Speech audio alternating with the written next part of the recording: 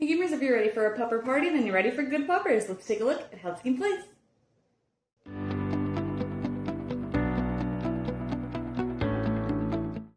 In this game, players are trying to have the highest score, which is comprised of bones that their dogs are going to bury.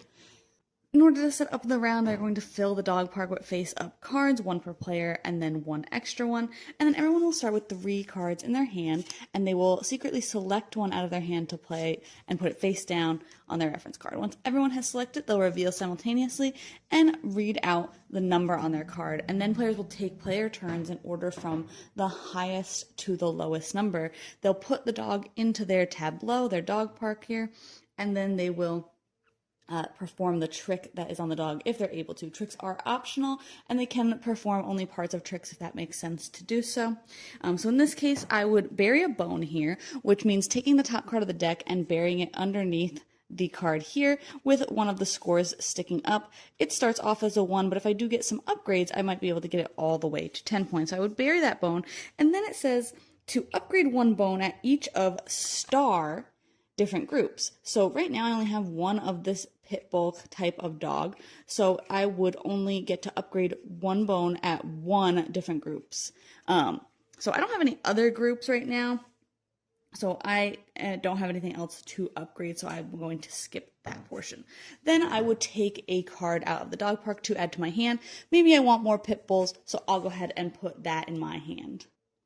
After the last player takes their turn, there will be 2 cards left in the dog park, and they will choose 1 to put into their hand and 1 to put into their tableau without performing the trick of that dog. It's just an extra one so that it ups the amount of dogs that you have, because most of the tricks will have their symbol to say that you get to do something that many times based on how many of the dogs you have, so it can be beneficial to get that extra card.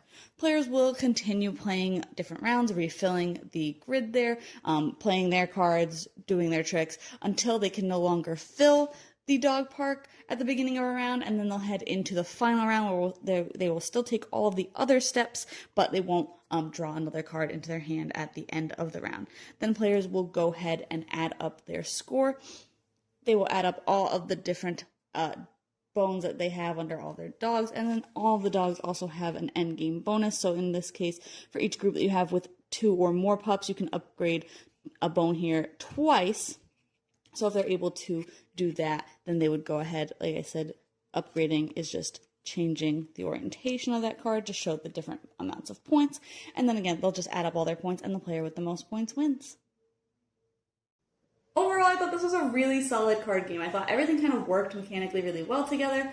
Also, I really like the art on this game. It's very pretty. And I think it's just a fun, silly theme. I definitely liked both versions of the game. I like that you can combine them to have a higher player count, or just to have variety in the cards that are going to be used in the game. I thought it was really interesting as you're playing the cards and putting things in your yard, that all the same type of dog are not going to have the same ability. The type of dog is like everything in the 30s is the same type of dog, but then everything that has a 4 as the second number is going to have the same ability, which is going to change how kind of you play, because a lot of things you're gonna want more of a certain type of dog, but then you want certain abilities. So I thought that just kind of had a nice push and pull to it, a lot of decision making with a very simple, light card game.